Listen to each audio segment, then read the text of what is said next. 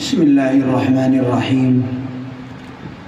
نحمده ونصلی علی رسوله الکریم اما بعد اصحابی کالنجوم بأیہم اقتدیتم اہتدیتم۔ میرے محترم بزرگ اور دوستو، امیر المؤمنین حضرت عمر فاروق رضی اللہ تعالیٰ عنہ کی شہادت کا واقعہ یکم محرم الحرام کو پیش آیا، تو اس مناسبت سے ہمیں ویسا تو سارے ہی دنوں میں حضور کی اور حضور کے جانثار صحابہ کی اور پھر خلفائے ان اربعہ کی، چار بڑے بڑے جو صحابہ ہوئے، ان کا تذکرہ کرتے رہنا چاہیے، لیکن اس موقع سے ان کا تذکرہ کرنا، اس کی اہمیت اور بڑھ جاتی ہے۔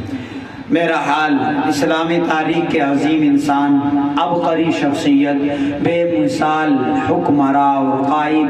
پیغمبر اسلام حضرت محمد صلی اللہ علیہ وسلم کے جانثار صحابی،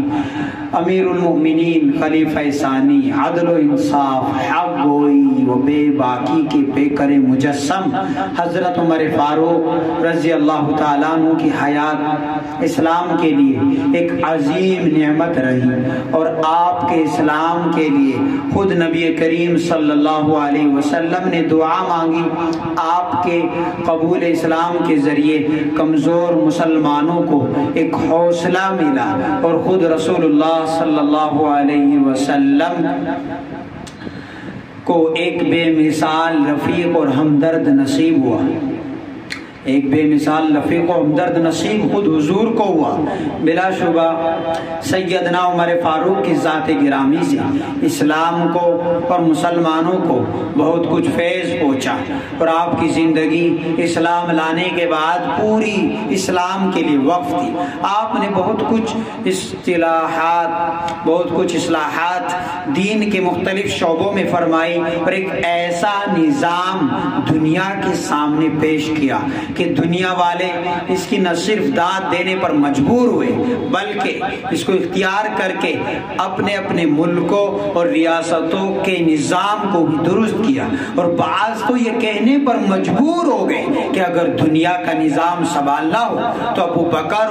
اور عمر کو اپنا آئیڈیل اور نمونہ بنایا جائے۔ ورع و تقوی، خلوص و للہیت، سادگی و بے نفسی، انکساری اور عاجزی، بے شمار خوبیوں سے اللہ تعالیٰ نے حضرت عمر کو نوازا تھا۔ دنیا کے نظام کو چلانے اور انسانوں کی بہتر انداز میں خدمت کرنے کا خاص ملکہ اللہ تعالیٰ نے حضرت عمر کو عطا فرمایا تھا، جن کے ذریعے اسلام دنیا کے دور دراز علاقوں میں پھیلا اور اطراف عالم تک پہنچا، جن کی عظمت اور شوکت کا رعب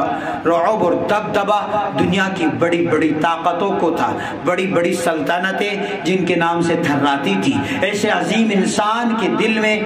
اللہ تعالیٰ نے انسانیت کی خدمت، رعایا کی خبر گیری، مخلوق خدا کے احوال سے واقفیت کا عجیب جذبہ رکھا تھا۔ راتوں کی تنہائیوں میں لوگوں کی ضروریات کو پورا کرنے اور ان کے حال سے آگاہ ہونے کے لیے گشت کرنا، ہر ضرورت مند کے کام آنا اور ان کی خدمت انجام دینے کی کوشش میں لگے رہنا آپ کا امتیاز تھا۔ آپ کی مبارک زندگی کے انگنت پہلو اور گوشے ہیں، ہر پہلو انسانیت کے لیے سبق اور پیغام لیے ہوئے ہیں۔ نبی کریم صلی اللہ علیہ وسلم نے اس رفیق خاص کے لیے بہت سے فضائل بیان کیے، ان کی عظمتوں کو اجاگر کیا۔ ہم اب ان کے کچھ بے مثال کارناموں کو پیش کریں گے۔ اس سلسلے میں ان کی سادگی اور انکساری کے پہلو کو بھی بیان کرتے ہیں، تاکہ معلوم ہو کہ جس کو اللہ تعالیٰ نے ایک بڑی سلطنت کا فرمانروا اور منصب خلافت کا مسند نشی بنایا تھا، لیکن وہ ان تمام کے باوجود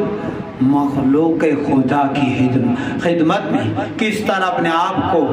مٹا دیا تھا حضرت عمر نے، اور لوگوں کی بھلائی اور فائدے کے لیے کن کن چیزوں کو بروئے کار لایا تھا۔